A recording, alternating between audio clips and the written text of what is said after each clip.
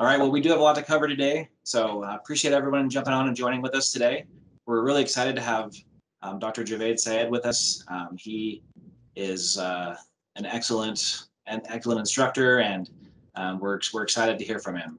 So Dr. Syed holds a PhD in Information Systems, a Master of Science in Education with a specialization in Higher Education Leadership, Bachelor of Science in Computer Science, and a 2-year diploma in Computer Systems Technology. Dr. Syed has designed and developed the very first online ATM network, and currently he's the Chair of Computer Science and Information Technology at Salem University. So Dr. Syed, thank you so much for being with us. And without further ado, we'll turn it over to you to get started. Thank you so much. Appreciate the opportunity that has been provided in order to talk about something that is extremely important in trying to understand the challenges that are coming our way.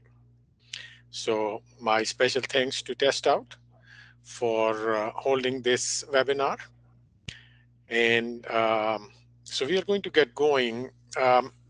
So basically, we are looking into what I'm going to be talking today about is changes in technology. What are the challenges? Responding to future challenges. We discuss something called Fly into the Future. And then we're going to be looking at the partnership between Salem University and Test Out, and preparing for tomorrow, what needs to be done, and obviously conclusions. And we will open up the discussion for questions that may be raised. Okay, so basically let's talk about the challenges that are coming our way right now.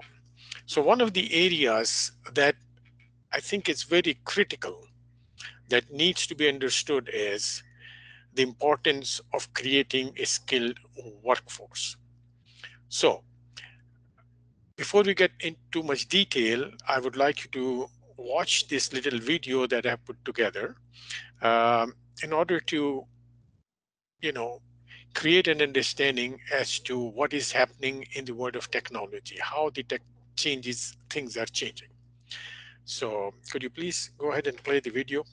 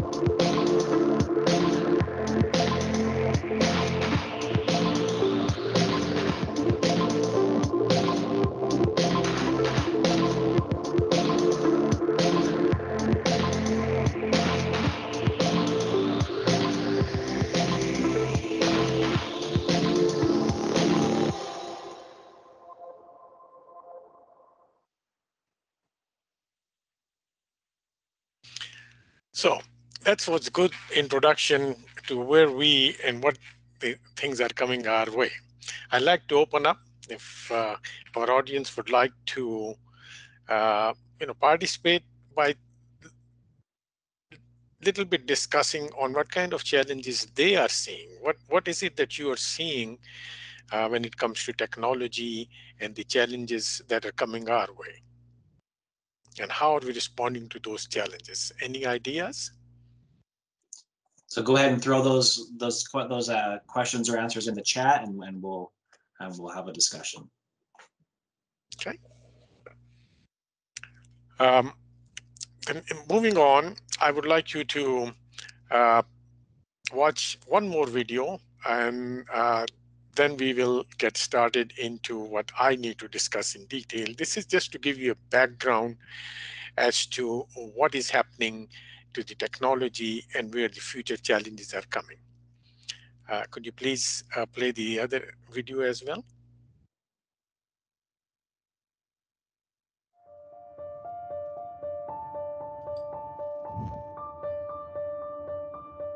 Google, Facebook, Apple, Microsoft are all moving ahead at a great speed in improving this artificial intelligence software. So it's very exciting. Software is going to solve that, where it'll look at all the new information and present to you, knowing about your interests, what would be most valuable. So making us more efficient.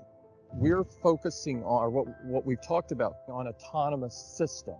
And we sort of see it as the mother of all AI projects. So autonomy is something that's incredibly exciting for us. We'll see where it takes us. Wouldn't it be wonderful if someday we got to the point where there were robots every place, they were running farms, they were running Apple, they were running Berkshire Hathaway, and all you had to do was one person could punch a button at the start of every morning, and all the goods and services that we're getting now would be turned out by robots. It is seeping into our lives in all sorts of ways that we just don't notice. We're just getting better and better at it, and we're seeing that happen in every aspect of our lives, from medicine to transportation to how electricity is distributed. And it promises to create a vastly more productive and efficient economy. And if properly harnessed, can generate enormous prosperity for people, opportunity for people, can cure diseases that we haven't seen before, can make us safer because it eliminates inherent human error in a lot of work. Artificial intelligence is going to be extremely helpful, and the risk that it's super smart, that's way out in the future, and probably we're talking about. But now what we're seeing is that for the first time, computers can see as well as humans. That's pretty incredible. NHTSA did a study on Tesla's Autopilot version 1, which is relatively primitive, and found that it was a 45% reduction in highway accidents. And that's despite Autopilot 1 being just version 1. Version 2, I think, will be at least 2 or 3 times better. That's the current version that's running right now. So the rate of improvement is really dramatic. We have to figure out some way to ensure that the advent of digital superintelligence is one which is symbiotic with humanity. AI is probably the most important thing humanity has ever worked on. Now, I think of it as something more profound than electricity or fire. And anytime you work with technology, you need to learn to harness the benefits and while minimizing the downsides. Stepping back, when you think about a lot of problems in the world today, it's because we typically have a constraint on resources. AI, for the first time, I think over time, offers a different construct. Things which are constrained and look like a zero-sum game today may not be so in the future. Take education, for example. It's really difficult to educate people in a cost-effective way. AI may fundamentally change that equation. It may make it possible for us to have clean, cheap, renewable energy for the future. So I think a lot of things will play out in more positive ways than people think. I think probably by end of next year, self-driving will encompass essentially all modes of driving and be at least 100 to 200% safer than a person by the end of next year. We're talking maybe 18 months from now. The idea that there's going to be a general AI overlord that subjugates us or kills us all, I think is not something to worry about. I think that is overhyped. First of all, we don't know, we're nowhere close to knowing how to build a general AI, something that could set its own objectives. But second of all, I think it's unlikely that such a thing's first instincts would be to exterminate us. So I'm optimistic about that one, and certainly don't think we need to worry about it today.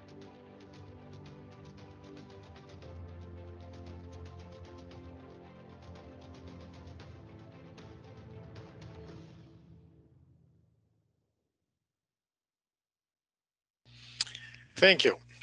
I think very interesting videos that you just watched. One of the key things that was mentioned in the video was harnessing the technology. How are we going to accept it? How are we going to respond to it?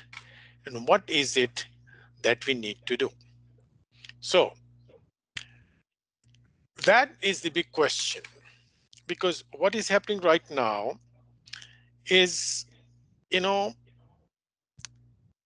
as soon as we graduate, one of the things that comes to our mind is, it's a new word. What is it going to take us to step into the future? Are we fully prepared for it or not? What are the career paths? And what is happening to the career paths? One of the key things is the career paths are becoming highly competitive. The data from the New York Fed about young workers faced more than 20% unemployment rate in June of 2020. And we're still looking at much higher unemployment numbers than the general population 6 months later. Today, only 34% of the US college graduates feel they have the skills that are needed to succeed in the workplace. So we are looking for a different kind of a workforce. We are looking for a workforce that is scientifically trained, that has skills that are needed to address the challenges that are coming our way. And it's not only United States. It's a global phenomena that needs to be addressed. Like in United Kingdom, 48% of the employers reported that the students are leaving university with insufficient digital skills. And in India, 50% of the engineering graduates can't find jobs. So what is that indicates to us?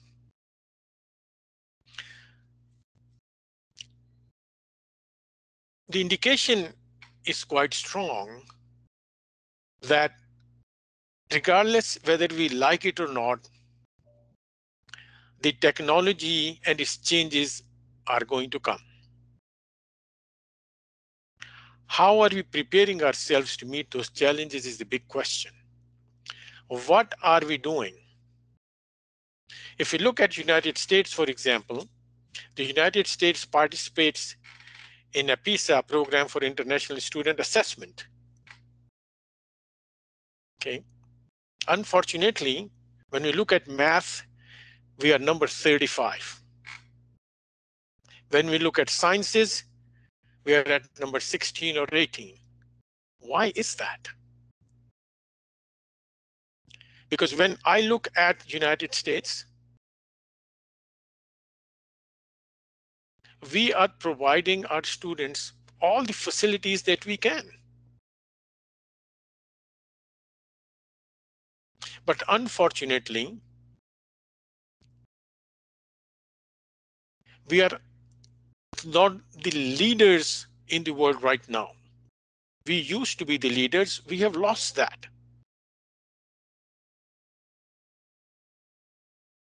Okay. What are we going to do to address those challenges that are coming our way in the future? So these are big questions that need to be answered. Now, how are we going to answer this question? It's in different perspectives. It is not the role of one entity in trying to change things. I think we need a lot of collaboration. We need to understand what the demands of industry are. We need to understand what kind of changes we need to make in our education. We need to understand as to what we need to do in order to create interest in STEM in our young minds. Because this lack of interest in maths and sciences isn't going to help us. So,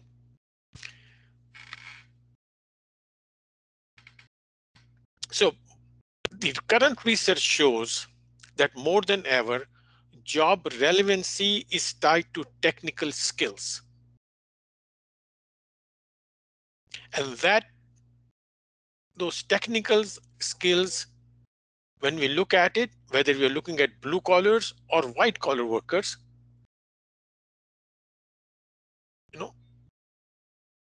it is an area that needs addressing.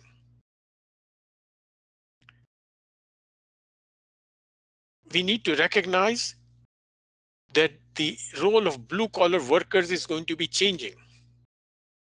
Even the role of white collar workers is going to be changing. So the bigger question is, how are we preparing for it?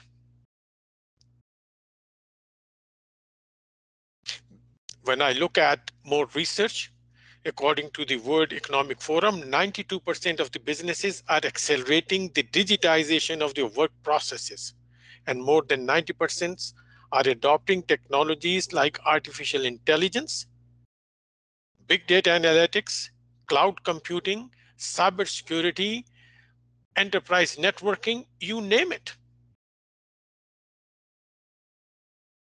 So because industry has begun to realize that in order for them to survive and be competitive, they have no choice but to take that route. Now, it may come as news to you, but it is a fact.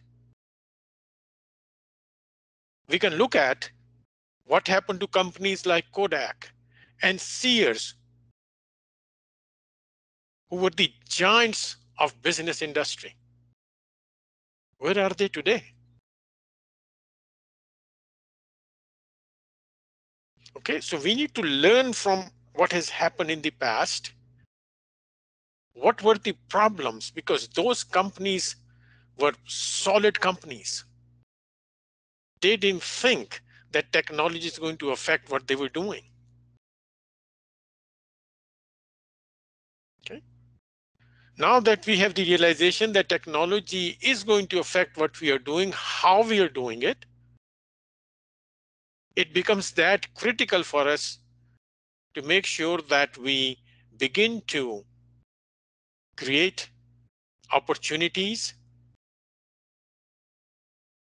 and create programs, create education that really harnesses the technologies for our young minds and prepares them properly for the future that is coming our way. So, what is it? We have a role to play. So, at my university, Salem University, when I look at the interest that the students show in science and technology and where they're coming from, obviously the input into the university or higher education is from our schools, public education. Okay. So there are three important entities that we need to look at. because we can look at it where we are heading in 5 years from now, where we are heading in 10 years, where we are heading in 20 years.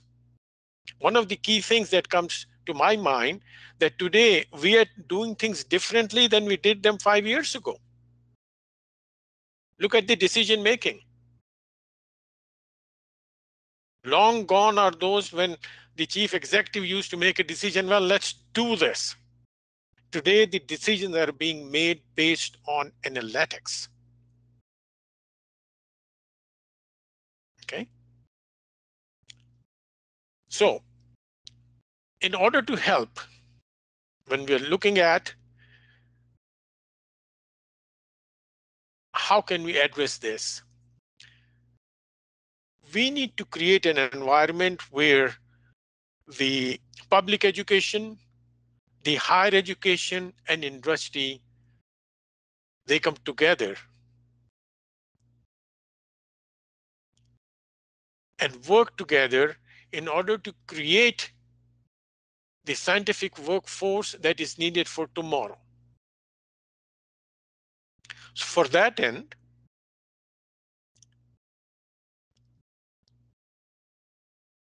I created a project at the university called Fly into the Future. What is this project about? What was the need for it? So I'm going to go into and talk about Fly into the Future a little bit.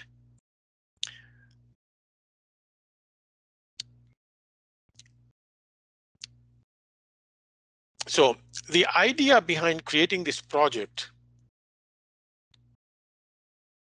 was the pursuit of a union between public education, higher education, and businesses, industry. The lack of real-world preparation in students in something is something that teachers, parents, and administrators have been lamenting for a long time. Students graduate without a modern concept of the workforce that is the need of today.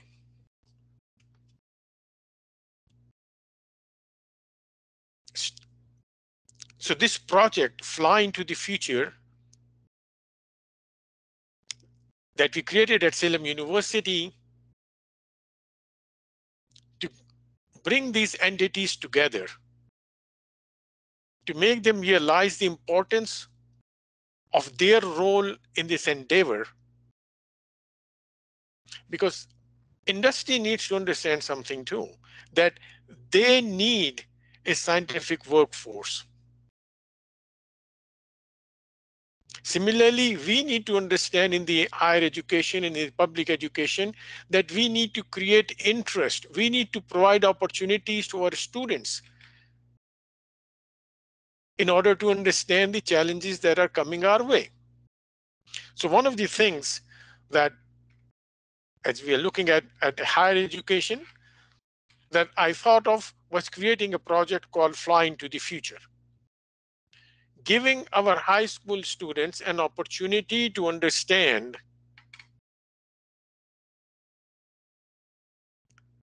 and create interest towards STEM technologies.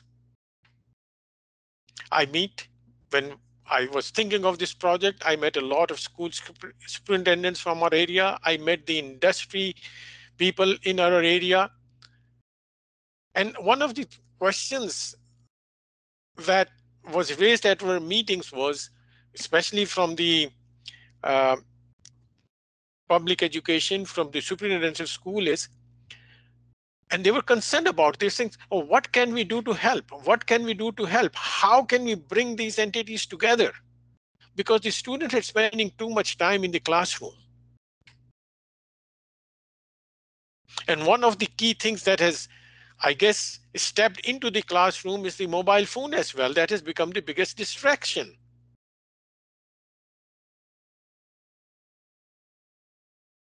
So we need to, instead of this isolation that we are living under, we need to get into an environment where create collaboration.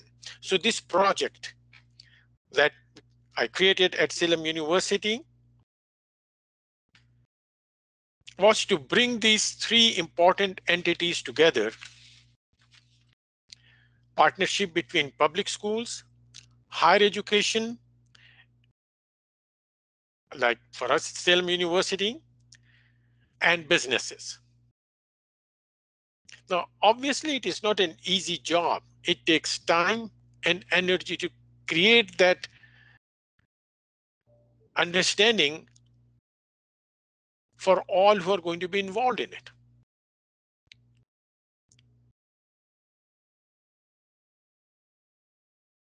So, fortunately, I was able to convince two of our partners who joined us in this endeavor.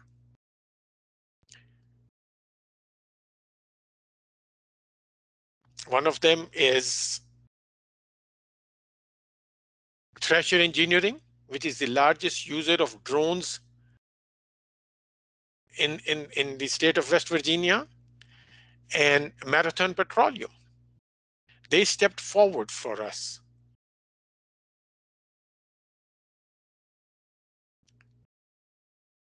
They understood the challenge. They understood the roles they can play.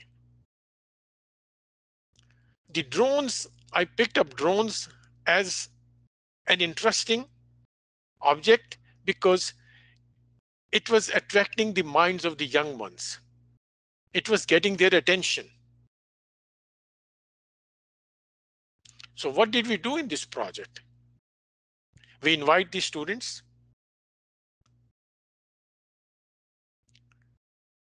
to come to the university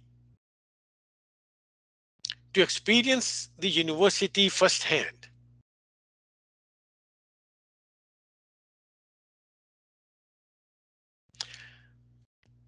Then obviously our partners come in and they play an active role in trying to show how drones are being used in their business. Their engineers come, they fly the drones for them, they show them how to collect information, and so on and so forth. How the drones are being used in the industry today. What kind of job opportunities are there? Then we take it to the second step, where we have our own drones. We spend time with the students in letting them fly the drones. So it creates a lot more interest towards science and technology. We take them into the class where we teach them about the math and physics of a drone firsthand. And if that is not enough, we give them kits. All the students who attend these drone camps, we give them kits to make a drone by themselves. So they spend about 3 days at the university in getting involved into an activity that they are practically doing, that they understand what it takes to put a drone together and how difficult it is to make a drone fly. They have to learn about balancing things. They have to learn about the parts that are involved in the drone. So it creates a lot of interest on the part of the student and an appreciation for STEM technologies.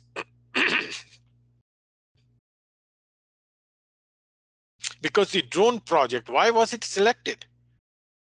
Because it gave them hands-on experience and STEM education in a whole new perspective.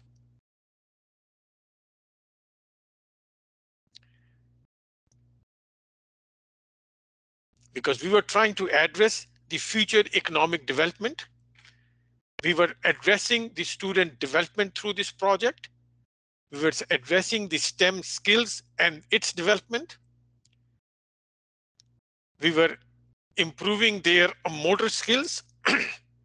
We were giving them an opportunity to be creative, experiment, imagine. We provided them an opportunity to understand higher education by being at the university. We give them opportunity to observe business.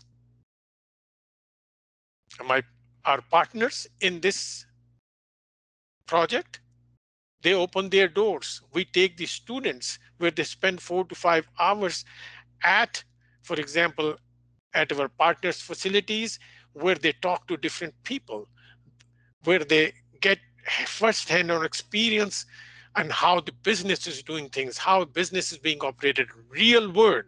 So it is not something that they are looking at whether it is being done or not.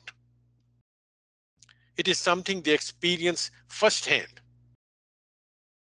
And if it is not that what we do, we have the students come back after 2 weeks to make their own unique presentations on the use of drones.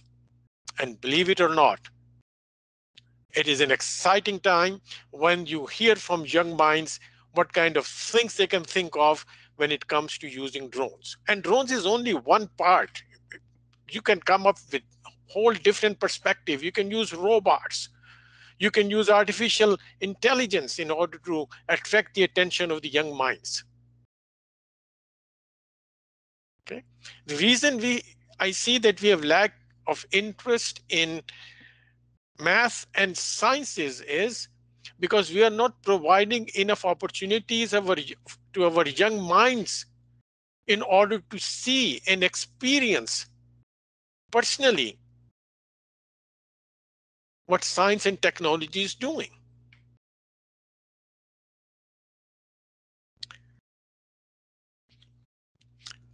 We also take advantage, and this is not where the university stops. In this competition, when they come back and make presentations on the unique applications of drones that they have thought of, we still encourage them. How do we encourage them? We give $500 as the first prize to the student. We give a second prize of $250 cash, and then we give a third prize of $100 to the top 3 presenters. And we don't stop there. The university offers a scholarship of $5,000 to the students in case they want to join the university. So we at the university are trying to help as much as we can to inculcate students towards science and technology, because as higher education learning institute, we are aware of the challenges that are coming up our way.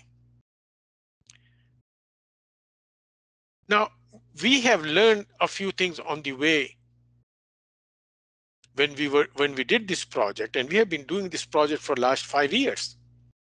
One of the things we learn when we have meetings about it from the superintendents of schools was, Dr. Syed, this is too late. By the time the students are in high school and so on and so forth, it is too late for them. We need to start at a much, much earlier age. And I listened to their suggestions. And last year, we invited students from grade 3 and grade 4 to participate in the drone project. Yes, we made some changes, but believe it or not, the experience we gained from that group was an eye-opener. Okay. When I was talking about the students are spending too much time in the classroom, that effectively answered that question. The students want to come out. They want to be involved in an activity from which they can learn experience. Believe it or not, these young minds were awesome. On their visit, They were able to program drones by little instructions that we gave them. They were able to, I had to get special drones for them. They were able to program, they were able to manipulate, they were able to do so much. And top of it, we put them in teams to put the drone that the other students were doing, high school students were doing, we had them make the drone as well. So this learning that we got, that we need to start at a much earlier age in order to draw the attention, in order to inculcate students into science and technology. Okay. It's extremely important that we provide these opportunities at a much earlier, younger age, when the students are really thinking, because that exposure to them is so important. That exposure takes the fear away from them about math and sciences. That exposure gives them the opportunity to see what is happening in the world of technology beyond the mobile phone that they're carrying in their hand all the time.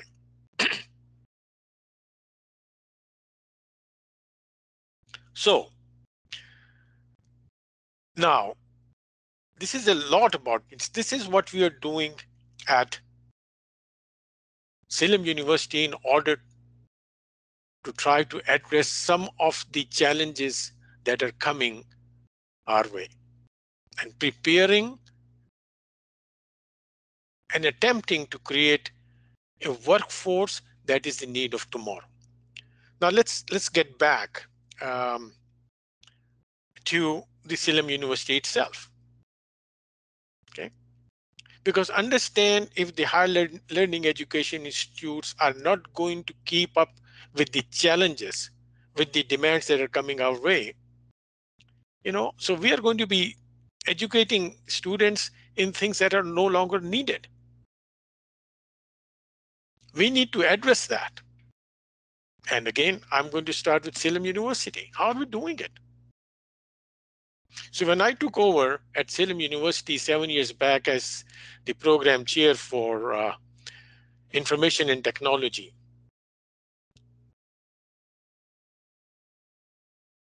what did I see? Where was the gap that I saw, and what did I think had needed to be done? Okay, so before I get into this, let me just give you a little bit history of Salem University. Salem University is not a new entity. It has been there for almost 140 years. It's one of those institutes that embarked on online education a long time back.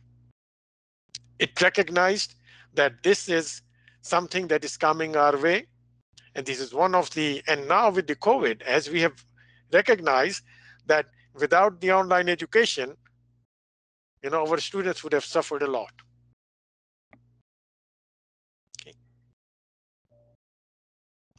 Now, so at Salem University, we are trying to help our students as much as we can.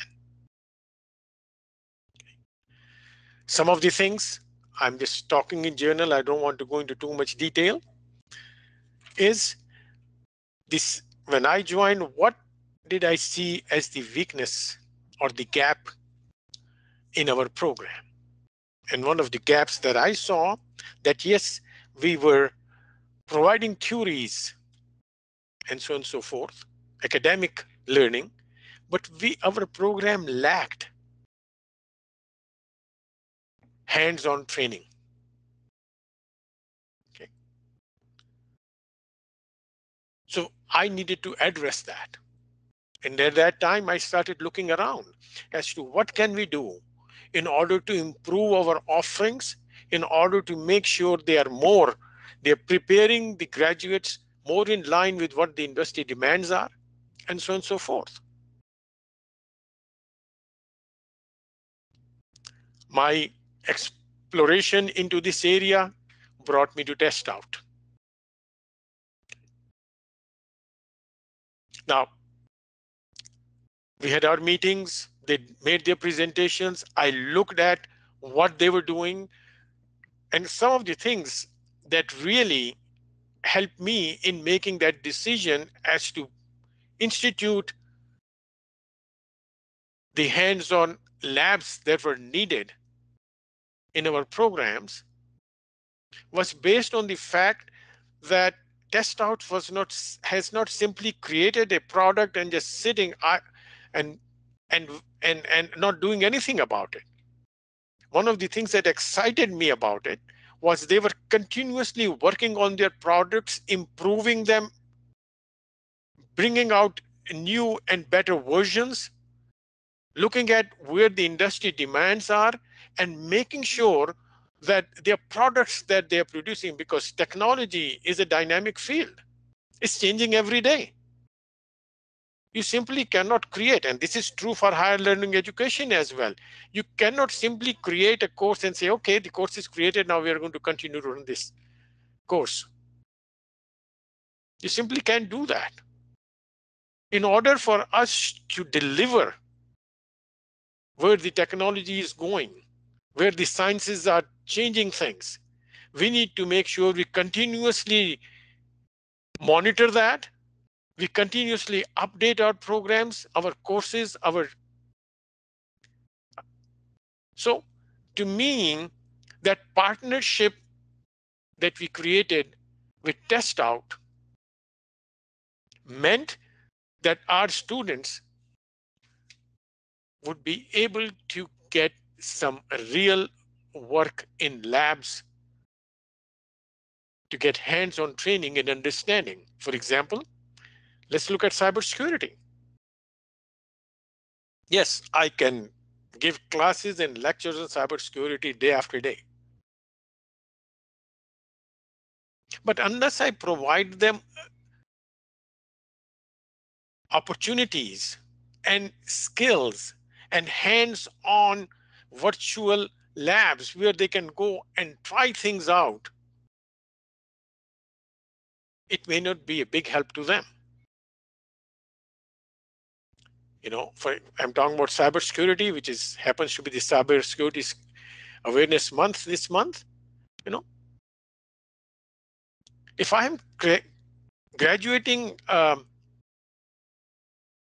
student with a specialization in cybersecurity, and if a student doesn't know what ethical hacking is, if a student doesn't know how to use cyber defense, then actually I have failed to equip my graduating student with the skills that are needed.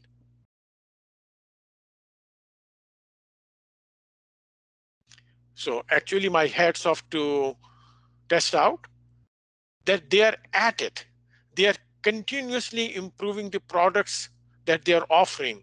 And we, as a user of their services at Salem University, you know, this is one thing less I have to worry about, because they're continuously updating the products that are coming out, trying to meet the demands that are coming, whether they're coming from technology, whether they're coming from different perspectives when it comes to education.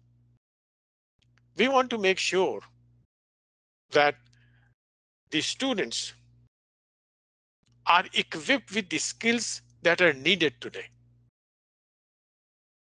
And towards that end,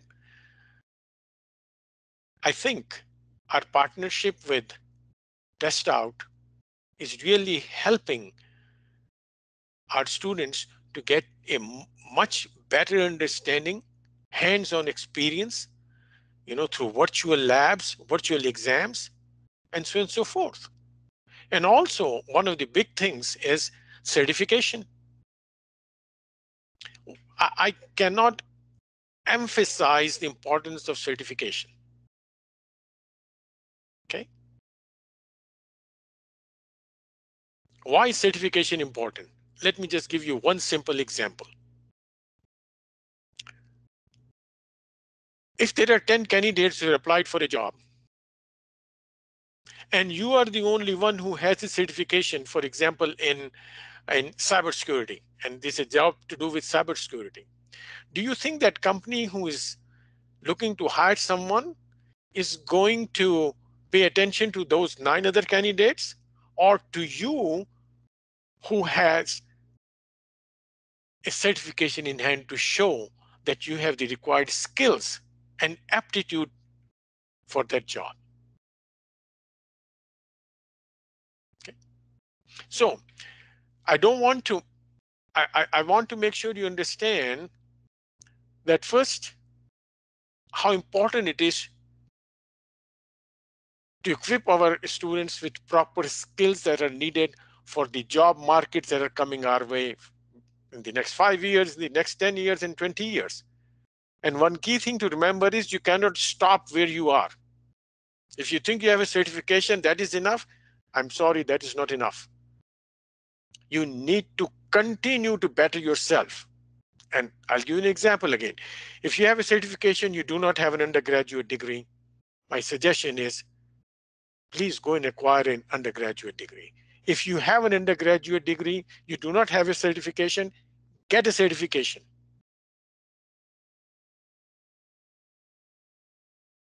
If you want to move up in the hierarchy of your organization, acquire more skills. If you have an undergraduate degree, go for a master's program. Okay. At Salem University, we have created specializations that are really in demand today. If you go look for the jobs that are in demand, which actually the companies are unable to fulfill.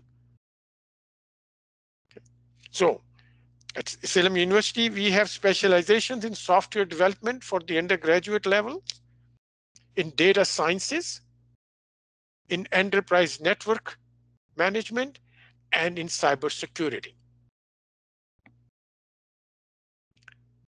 Now, as I said, we have to keep into where the direction is going. I have now submitted for an approval on adding more specializations for undergraduate program, which have to do with e-commerce, which have to do with web development and project management.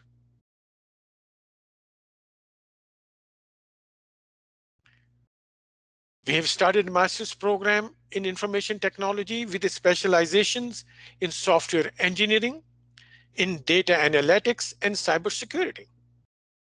So what are we doing? At Salem University, I'm trying to offer as much as we can, because when we look at where the careers are going, what kind of things are coming in the future, what are the challenges, we need to create a scientific workforce that can handle the challenges that are coming our way tomorrow. I cannot lay more emphasis on it. Please don't feel comfortable in what you have. You need to expand on it. Okay. Anyways, I think I have taken a lot of time in trying to give you a little bit about the challenges that are coming our way, what we need to do, how do we need to create this collaboration between higher education, between public education and industry.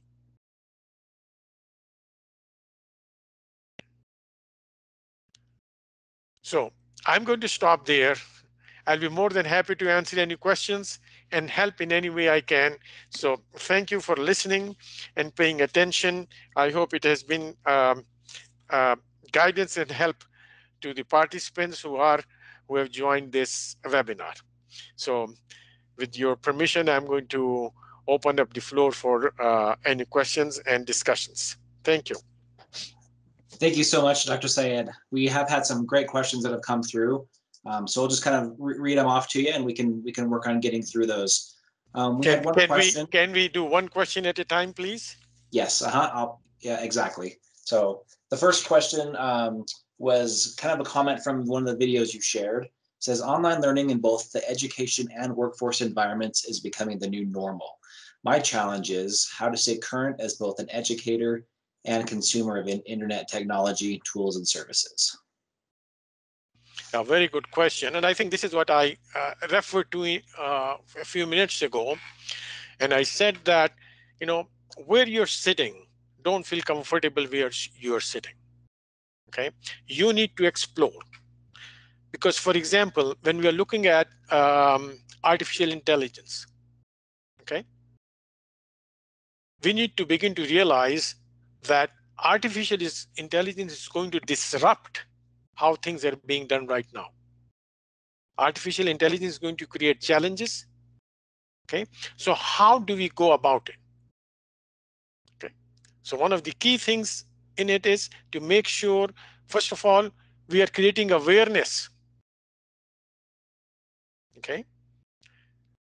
Number two, we should look at where we stand right now. What is it that I need? What skills I do not have that I need to really pay attention? If I do not, for example, if I do not have, I'm just making this up, that I'm really interested in cybersecurity and what it lays out for me, you know. So where do I stand right now? If I do not have an undergraduate degree, let's go and get that degree. If I do not have a master's degree, let's go after that. Because this is the time when we can prepare ourselves positively with a positive mind frame. But if we think that, what I have, I'm okay with it, believe it or not, the pace at which things are changing and will continue to change. Okay, as I said earlier, the way we were doing things and the way we are doing things and the way we are going to be doing things is going to be totally different. So it is important for us to continue to expand. If we do not have a certification, let's go and get a certification. Let's prepare for it. Okay. And institutes like Test Out, the good thing about them is they're preparing you for it. It is not something you just go and take a certification exam. That's not what they're doing. They're fully preparing you for it. Okay. I hope I have answered the question. Yes, please. Next. All right, thank you. Okay, here's another one that, with the videos.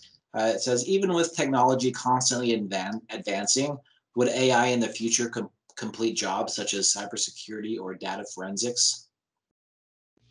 Well, another good question. As I said, what the technology is going to do, it's for all of us to think. Yes, there are going to be challenges. The way we are doing things, we're not going to be doing them any longer. Right now, our biggest challenge when you look at cybersecurity is how closely can we monitor things? Okay. Let me put it another way. Okay. I talk about drone technology. Okay. Drones, for example, they have sensors in them. They can do a lot of things. They're being used. For example, today, I don't know how many of you ever saw or must have seen. I'm pretty sure there was a cartoon program on TV called Jetsons. If you remember that program, a flying vehicle will come next to your window, you jump in and it will take you where you want to go. Okay. You may think you enjoyed that program. You may think that's not going to become a reality. Believe it or not, it's about to become a reality. There is a problem. Okay, what is the problem? Because these vehicles are being tested. Okay, thoroughly being tested. But they are not being allowed to fly yet. Why? And this is where we need to look at when the question that was being asked, what is it? Is the artificial intelligence going to take over? Well, some of it is, yes, artificial intelligence is going to be taking over some of these things. For example, our biggest challenge right now, the reason these drones, unmanned vehicles are not being allowed to fly is because of the air traffic control. Okay, because this involves human lives. Obviously, if we bring in artificial intelligence, which can create a network where these vehicles can fly safely, okay, obviously that's going to happen. When is it going to happen? Obviously, when we advance in technologies and so on and so forth, where this can become a reality. But if you're thinking it is not going to happen, believe it or not, it is going to happen. So similarly, when you're looking at cybersecurity and so on and so forth, obviously we are testing right now areas where artificial intelligence can help us to be a better monitor in order to see what kind of things are happening on our networks. Can we address them before they happen? So very good question. I think, yes, artificial intelligence is going to help us in many ways. All right, I hope I answered that question. Great, thank you. Okay, this next question, what other kinds of activities can schools and industry do together to generate interest and create a more skilled technology workforce? Oh, excellent, excellent question. And this is, I think, is the crux of my presentation today. What is it that we need to do? You know, my experience, because I already shared with you what I had to do with the drone project that we created at Salem University. Okay, believe it or not, sometime you have to become a beggar.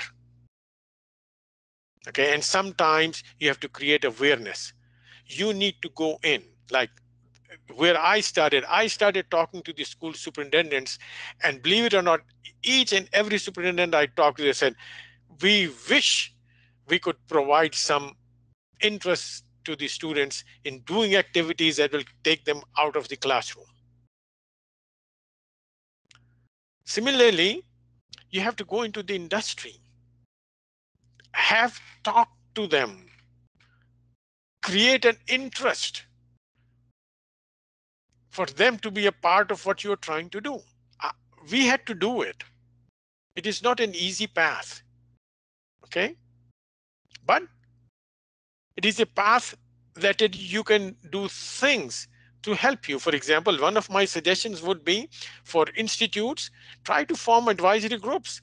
Get the industry into your advisory groups. Let them play a critical role in it.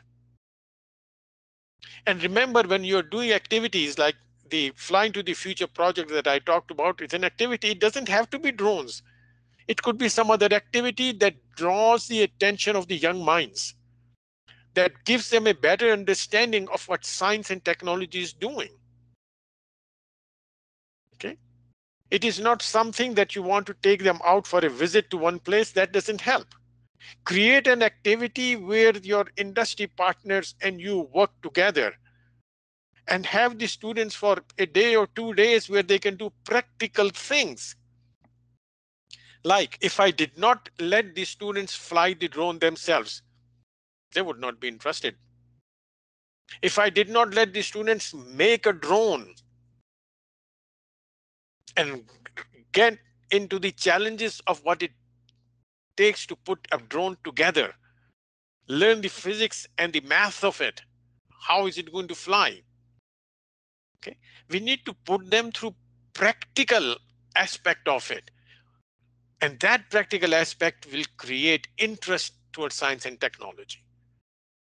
So yes, I understand that is not an easier path, but some of the things that I'm suggesting are form groups at your institute where you are. You know, get industry to participate as advisors, see what they can do, what they are willing to do. How can you put it together and work on it work on it as you're trying to help, because we need to help our communities. We need to help our institutes. We need to help our industry, because when we do that, it benefits all of us. Because today, when we are talking about how artificial intelligence is going to affect us, it is better to begin discussions about it. It is better to get students involved in it, because they are the future generation. They are the ones who are going to take over. And today, one of the key things to remember is that the industry today is looking for young minds to take over as the chief executive officer of an organization, because they recognize that it is the young minds that is bringing good ideas to them. I'll give you an example. Just recently, 38 years old, was appointed as the chief executive officer of Kentucky Fried Chicken. Why did they choose him? They chose him because he had the skills that they were looking for to address the challenges that were coming their way.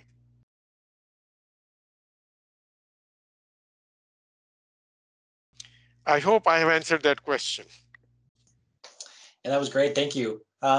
So I'd love to know, kind of from the audience, what are some things that you, and you can throw this in the chat, have any of you guys done to generate interest? So it'd be great, just as Dr. Syed is still answering questions, it'd be great to hear kind of what everybody else is doing. So next question here for you, Dr. Syed. How long have you been working with Test Out, and how many Test Out courses have you adopted? Kind of a three-part question. How do you integrate Test Out courses in your programs? Well, we have been working with Test Out for almost 6 years now. Courses that where we can adapt Test Out have to do with enterprise network management, cybersecurity, and even a course that we have, which is called, most of the universities has introduction to computers or something like that. Very important course. I love that course. And the reason I love that course is because I'm just going to go back to when I was going to school. Okay. When I started at college and universities, we had the opportunity physically to put a computer together. Okay. Now, obviously, when you are in an online learning environment, I don't want the students not to have that kind of an opportunity. So this is where the Test Out really stood out for me. Okay. So that first course that the students, majority of the universities have some sort of a course that they're taking in order to become a little bit more intelligent about computers and so on and so forth. To me, that course is an important course. There we have the students put together virtually a computer. They understand what a motherboard is. They understand what kind of slots are on a motherboard, where things go and fit on a motherboard. What is the USB? What is the HDMI? So these are important things. Okay. So every higher education, learning education will have to see how to fit it in their course, because where I saw the fit was if my course that was talking about, for example, cybersecurity, but I did not have practical virtual labs that they can do. Okay, I mixed it in such a way that now they are doing whatever they were doing, but in addition, they're doing all these labs. And in doing so, now they have also the opportunity to go and get a certification in it.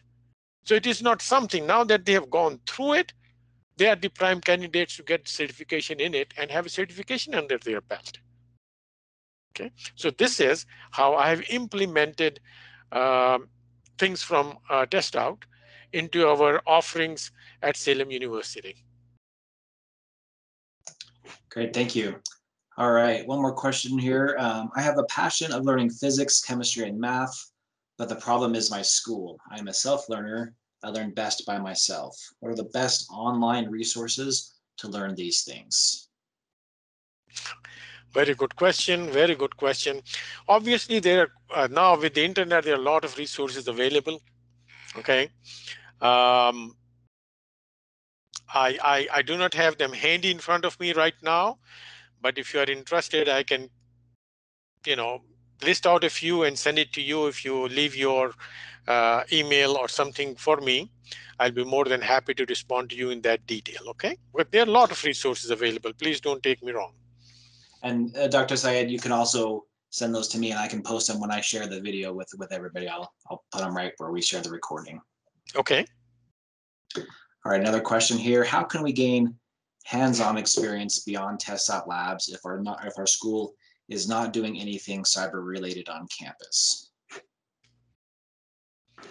Well, you always have choices, you can always, for example, at our university, I have created specializations. You can always look at where there's specializations being offered, where you do not have to go for a degree. You're just going and doing a specialization and getting a certificate. Okay. Because if an institute is not offering what you're looking for, you need to look beyond. You can look at Test Out. What kind of things are they offering? Okay. So those are the opportunities you'll have to explore.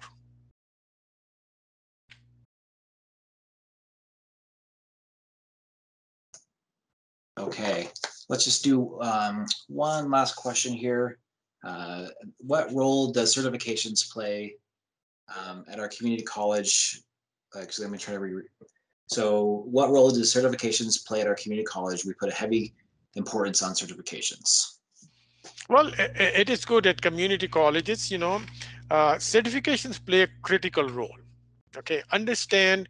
I'll give you an example, and this is a good example for you to understand.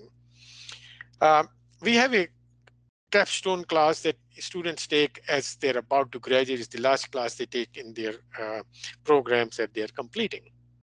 So what do I tell these students?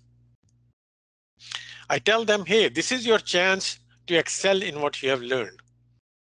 Do this capstone project in a way that makes you really happy and proud for what you have done. So the students can say, well, I think I did very well. I said, good. Now that you have done well, when you're called for an interview, take the project with you. And instead of you talking to the employer about what you have done, show them your project. So similarly, those certifications are important. When you go in for your, when you have certifications, when you go in, you should be well aware of the certifications you have. You should talk about it in depth to your employer. Why it is important? Because some of the employers may have just heard the certifications are important, but they don't understand the implications of having a certification. Why does it differentiate you from the others? Okay. A certification spells,